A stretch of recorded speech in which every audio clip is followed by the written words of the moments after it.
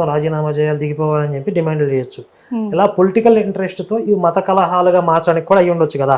వీడు ఏమంటాడు, ఇంతకుముందు అజయ్ గడు నేను ఇక్కడ తెలంగాణ కాంగ్రెస్ పార్టీలో నాకు ఒక పదవి ఉంది అని చెప్పాడు. మరి ఇక్కడ అరెస్ట్ చేసింది కాంగ్రెస్ గవర్నమెంట్ అన్నా, మరి ఇది కూడా కాంగ్రెస్ గవర్నమెంట్ కుట్రేనా? ఆ పార్టీ మనిషిని చెప్పుకున్నాడు కదా. చెప్పారు. ఇప్పుడు ఇందులో రేవంత్ రెడ్డి హస్తం ఉందా? ఈ పీసీ గారిని అరెస్ట్ చేయడం రేవంత్ రెడ్డిను లోకేష్ గారు కాసేపు మోదీ గారి హస్తం కూడా ఉందని చెప్తాడు వీడు. ఈ అజయ్ గారిని అరెస్ట్ చేయడానికి మోదీ గారు, అమిత్ షా, అజయ్ దోవల్ వీళ్ళందరూ కూడా పెద్ద కాన్ఫరెన్స్ పెట్టుకుని రాత్రి అంతా ప్లాన్ చేసుకుని నిజంగా ఒక విషయము అటు క్రైస్తవుల నుంచి క్లారిటీ తీసుకుంటే ఒక విధంగా ఉంది, హిందువుల నుంచి క్లారిటీ తీసుకుంటే ఒక విధంగా ఉంది. ఇప్పుడు ఒక విషయం అజయ్ ఇప్పుడు అనేవాడు డే 1 నుంచి ప్రవీణ్ పగడాల యాక్సిడెంట్ జరిగిన డే 1 నుంచి ఎన్నో చెప్పాడు. ఒకటి అర్ధరాత్రి 1 గంటకి ఫోన్ మెసేజ్ వచ్చింది వాళ్ళ ఇంట్లో వాళ్ళకి అని చెప్పాడు. అది అబద్ధం తేలిపోయింది. అలాంటి మెసేజ్ ఏది రాని పోలీసులు చెప్పారు, వాళ్ళు ఫ్యామిలీ మెంబర్స్ కూడా చెప్పారు. అలాగే ఇంట్లో వాళ్ళని బెదిరిస్తున్నారు, కూతుర్ని కూడా చంపుదామని చెప్పి బెదిరింపులు వచ్చాయని చెప్పారు. ఇంట్లో వాళ్ళని అడిగితే అలాంటి బెదిరింపులు ఏం లేవని చెప్పాడు, వాళ్ళే చెప్పారు. ఇంకా ఎన్నో ప్రాపగాండా చేసుకుంటా పోయాడు. పోస్ట్ మార్టం చేయడానికి వీలు లేదు, మీ భర్త శవాన్ని తీసుకుపోయి బయటికి రానివ్వలేదు కదా. లేదు, అతను చేసిన ఆరోపణ ఏంటంటే మీ భర్త శవాన్ని తీసుకెళ్లిపోండి మర్యాదగా, పోస్ట్ మార్టం చేయకుండా అని చెప్పి భార్యని బెదిరించారు అని చెప్పాడు. ఎవరు? అజయ్ అనేవాడు. కానీ జరిగిందేంటి, వాళ్ళ వైఫే జరిగిపోయిన ప్రమాదం, మేము బాడీని తీసుకెళ్లిపోతాం, పోస్ట్ మార్టం వద్దని చెప్పి తను అడిగింది. వీడు రివర్స్ లో ప్రచారం చేశాడు. అంటే ఇంటెన్షనల్ గా కావాలని అబద్ధాలు ప్రచారం చేస్తున్నాడా లేదా? ఇది ఆధారాలు కనబడుతున్నాయా?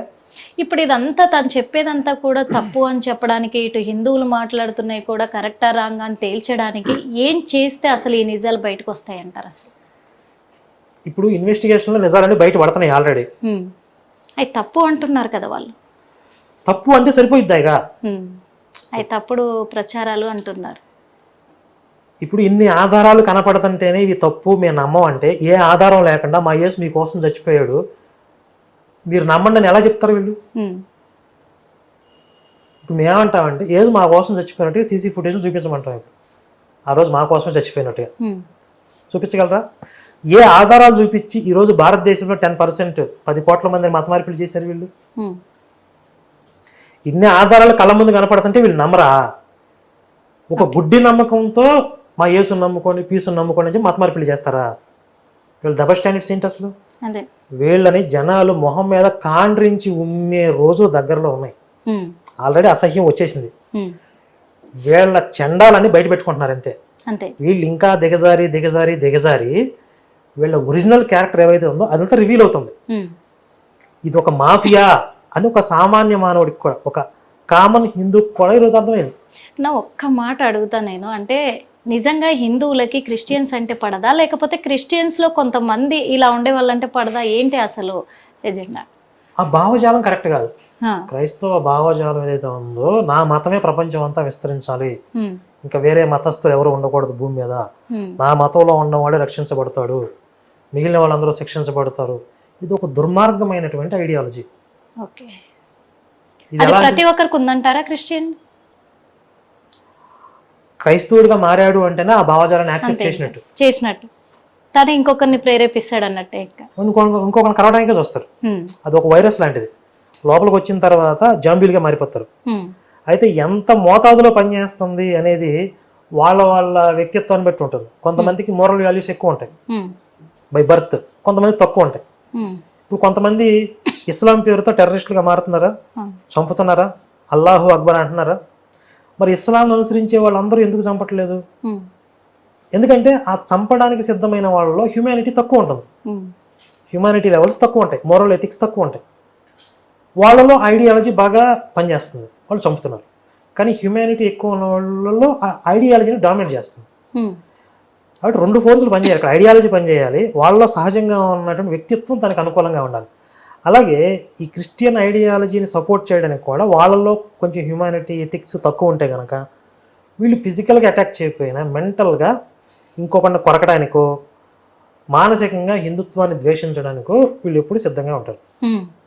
కానీ మీరు చెప్పింది వాస్తవమే అనుకుందాము. కానీ ఇంత జరుగుతున్నా, ముస్లింల నుంచి ఇన్ని దాడులు జరుగుతున్నా, క్రైస్తవుల నుంచి ఇన్ని అన్యాయాలు జరుగుతూ వాళ్ళు క్రైస్తవులు మొత్తం హిందువులని ఆ మతంలోకి మార్పిడి చేసుకుంటున్నా కానీ ఎందుకు హిందువులు కదలక మెదలక అలాగే ఉన్నారు? ఎందుకు వాళ్ళని ఎదిరిగలేకపోతున్నారు? ఇప్పుడు తిరుగుబాటు మొదలైంది ఆల్రెడీ. అంటే చరిత్రలో జరిగిన వాస్తవాలన్నిటి కూడా అర్థం చేసుకుని ప్రస్తుతం వర్తమానంలో వీళ్ళు ఏ ఎజెండాతో పనిచేస్తున్నారు. ఒక మతం ఏమో మా మత సామ్రాజ్యంగా మారేస్తామని వాళ్ళు, ఇంకొక మతం మా మత సామ్రాజ్యంగా మారుస్తామని వీళ్ళు. ఈ ప్రయత్నాలు స్పష్టంగా హిందువులకు అర్థం అవుతున్నాయి. ఇప్పుడు వీళ్ళందరూ ఏకీకృతం అవుతున్నారు. రాజకీయంగా మొదలు పెడితే అవ్వరు అంటున్నారు వాళ్ళు. ఎవరు?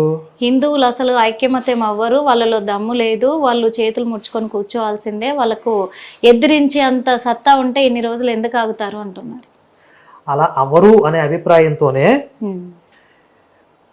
కొన్ని రాజకీయ పార్టీలు కొంతమంది ఏం చేశారంటే హిందువులని పక్కన పెట్టేసేసి, హిందూ ప్రజలను పక్కన పెట్టేసి వేరే మతస్థుల్ని మాత్రం బుజ్జగించడమే పనిగా పెట్టుకున్నారు. ఇప్పుడు హిందువులందరూ సంఘటితమై వీళ్ళు కూడా ఓటు బ్యాంకు పవర్ ఏదో చూపిస్తున్నారు. చూపిస్తున్న వీళ్ళు గగ్గోలు పెడుతున్నారు. ఇప్పుడు అదేంటి వీళ్ళందరూ మతం పేరుతో మతోన్మాదం పెరిగిపోతుందంట. మతోన్మాదం అంటే ఏంటి? ఉత్తి పుణ్యానికే ఇంకొక మతం మీదకి మనం వెళ్ళి దాడి చేస్తే మతోన్మాదం. మన మీద జరుగుతున్న దాడిని ఎదిరించి మనల్ని మనం రక్షించుకుంటే మతోన్మాదం ఎందుకైంది? ఆత్మరక్షణ అయింది. ఆత్మరక్షణ ఖచ్చితంగా. మన ఇల్లు తగలబెడుతున్నారు. కానీ ఓ పక్క ఏమంటున్నాడు అజయ్ బాబు, ఏమంటున్నాడు, మా క్రైస్తవులు ఓట్లు వేయబట్టే ఈ రోజు ప్రభుత్వం ఏర్పడింది అని చెప్పేసి అంటున్నారు. మా క్రైస్తవుల ఓట్లతోనే ఏ నాయకుడైనా గెలిచేది అని అంటున్నారు. సరే వాళ్ళ ఓట్లు వేయడం మానేసేమని అనుకోని, వాళ్ళు ఓట్లు వేయడం మానేస్తే ఎలక్షన్స్ జరుగుతాయా జరగవా, ప్రభుత్వాలు ఫామ్ అవుతాయా అవ్వవా తెలిసిపోద్ది కదా. మానేసేమనండి. ఓకే, ఇంకొక విషయం అన్న, వాళ్ళు కూడా పదవి కోరుకుంటున్నారు. అంటే మా క్రైస్తవులకు కూడా మమ్మల్ని గుర్తించి మాకు కూడా పదవులు ఇస్తే, మా అధికారం మాకు ఇస్తే మేము ఎందుకు ఇలా చేస్తాము, మేము ఎందుకు అలా మాట్లాడతాము, ఇంకొకరిని దూషించేలాగా మేము మాట్లాడాం కదా. అధికారం కోసం చేస్తున్నారు ఇదంతా. అధికారం వాళ్ళ చేతుల్లో రావాలి అనే ఎజెండాతో ఎల్లకల్లోలం చేస్తున్నారా? అన్ని హిందువులే అనుభవిస్తారా, ముస్లింలు హిందువులే అని అంటున్నారు. మాకు రిజర్వేషన్ తక్కువ ఉంది, అలాగే హక్కులు తక్కువ ఉన్నాయి, మమ్మల్ని చిన్న చూపు చూస్తున్నారు అని చెప్పేసి. భారతదేశంలో హిందువులకి భారతీయ మతాలకు చెందిన వారిగా రిజర్వేషన్స్, అదే వేరే మతస్థులకు రిజర్వేషన్స్ ఉండవు. ఇది అంబేద్కర్ గారు రాసిన రాజ్యాంగంలో ఉంది. మాకు ఈ రాజ్యాంగం నచ్చదు, మాకు ఈ దేశం నచ్చదని మీకు నచ్చిన దేశాన్ని పోండి. ఇక్కడ హిందువులు మెజారిటీ. ప్రజాస్వామ్యం అంటే ఏంటి? మెజారిటీ ప్రజల అభిప్రాయం కదా. మోడీ గారి ప్రభుత్వం ఉంది. ఇప్పుడు మోడీ గారి ప్రభుత్వాన్ని ఎవరు ఎన్నుకున్నారు? మెజారిటీ ప్రజలు ఎన్నుకున్నారు. 100% మంది భారతీయులు మోడీ గారి ప్రభుత్వాన్ని ఎన్నుకోలేదు కదా. కొంతమంది వ్యతిరేకించారు, కొన్ని కోట్ల మంది వ్యతిరేకించారా లేదా? కానీ మెజారిటీ ప్రజలు మాకు మోడీ గారే కావాలని కోరుకున్నారు కాబట్టి ఆయన ప్రభుత్వం ఫామ్ అయింది. అలాగే ఈ దేశంలో ఏ చట్టాలు అమలు అవ్వాలి అనేది నిర్ణయించేది కూడా మెజారిటీ ప్రజలే. కాబట్టి హిందువుల పరిరక్షణ కోసం హిందువులందరూ ఏకీకృతం అయ్యి ఈ దేశం హిందూ దేశంగా ఉండాలి అనే ఒక నిర్ణయానికి వస్తే దానిని వ్యతిరేకించటం, అడ్డుకోవడం ఎవరి తరం కాదు. ఉత్తర కొరియా అధ్యక్షుడు కిమ్ ఉన్నాడు, నియంతృత్వంగా నా దేశంలో అన్యమత ప్రచారం, అసలు క్రిస్టియన్స్ ప్రచారాలు చేస్తే అంతాడు అక్కడ. వీళ్ళు వెళ్ళి అక్కడ చేయొచ్చు, యేసు కోసం హతసాక్షులు అవ్వచ్చు. అక్కడికి పోయి అక్కడికి వెళ్ళరు. అక్కడ దాకా ఎందుకు? ఇప్పుడు హైదరాబాద్ పాత బస్తీకి పోయి హతసాక్షులు అవుతారు వీళ్ళు? అవరు.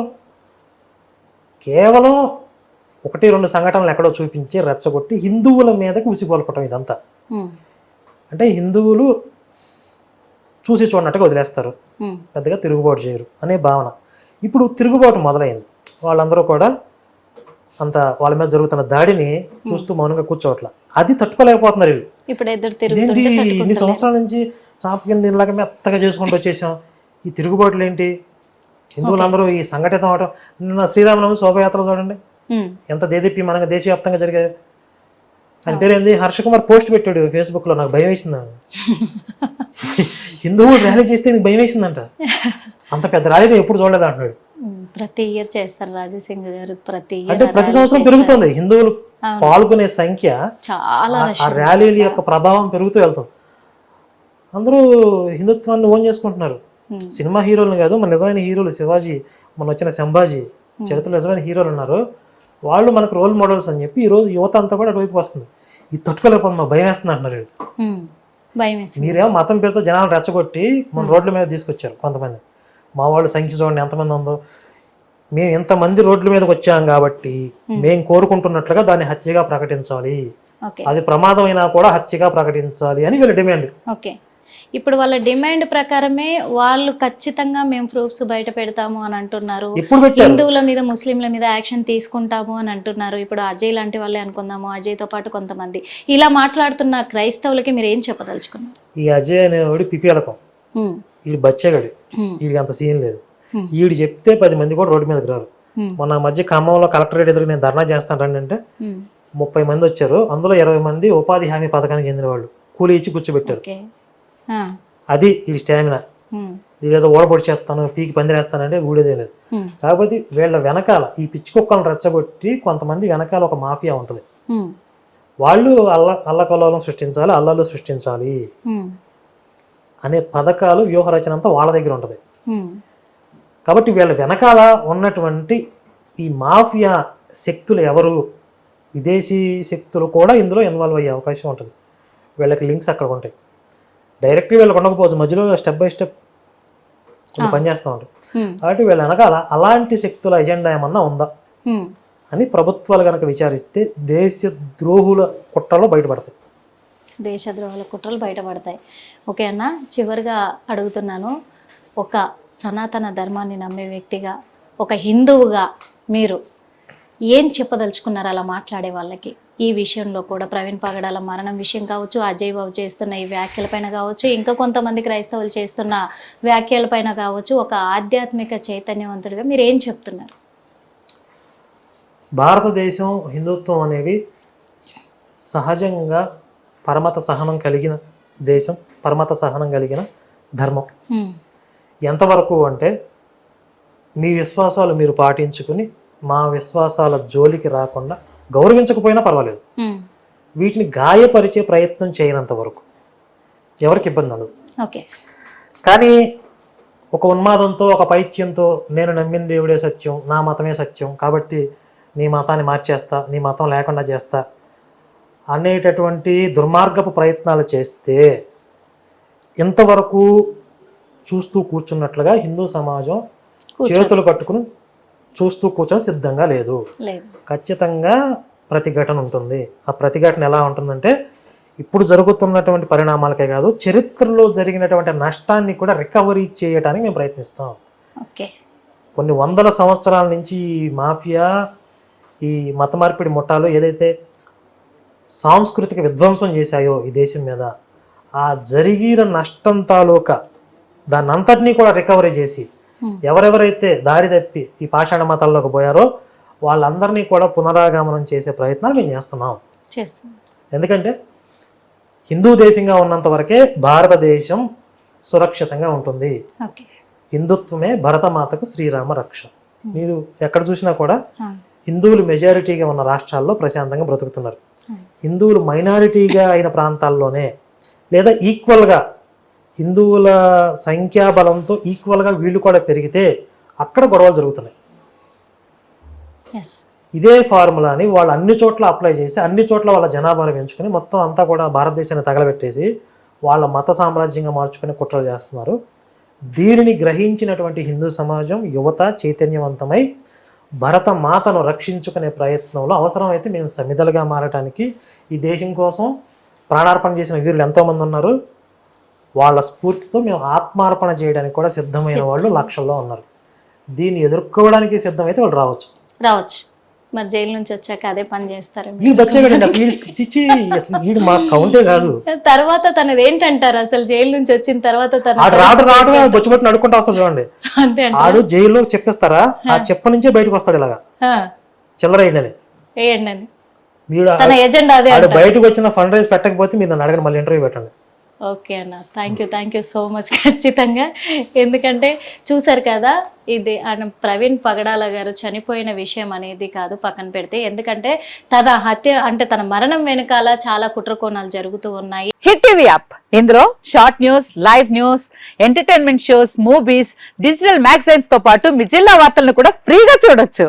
ఇంకెందుకు ఆలస్యం, వెంటనే హిట్ టీవీ యాప్ ని డౌన్లోడ్ చేసుకుని ఫ్రీగా ఎంటర్టైన్మెంట్ పొందండి. Hit TV app. Hit TV app. Please download Hit TV app. Hit TV యాప్ని ఫ్రీగా డౌన్లోడ్ చేసుకొని ఎంజాయ్ చేయండి. మీకు నచ్చిన ఎంటర్టైన్మెంట్ కోసం హిట్ టీవీ యాప్ ని ఫ్రీగా డౌన్లోడ్ చేసుకుని ఎంజాయ్ చేయండి. హిట్ టీవీ యాప్ని డౌన్లోడ్ చేసుకుని ఆస్వాదించండి, ఆశీర్వదించండి. ఇంతమంది సెలబ్రిటీలు హిట్ టీవీ యాప్ ని డౌన్లోడ్ చేసుకోండి అని చెప్తున్నారంటే ఎంత మంచి యాప్ ఆలోచించండి. అమెరికా అమెరికా అమెరికా అమెరికాలో చదవాలనుకునే వాళ్ళకి విశ్వసనీయమైన పేరు మన శౌర్య consultancy. UK Law 1 Year Masters. UK Law 1 Year Masters. 2 years work permit up to 5 years visa. Contact Saurya Consultancy. Contact 89851 89851.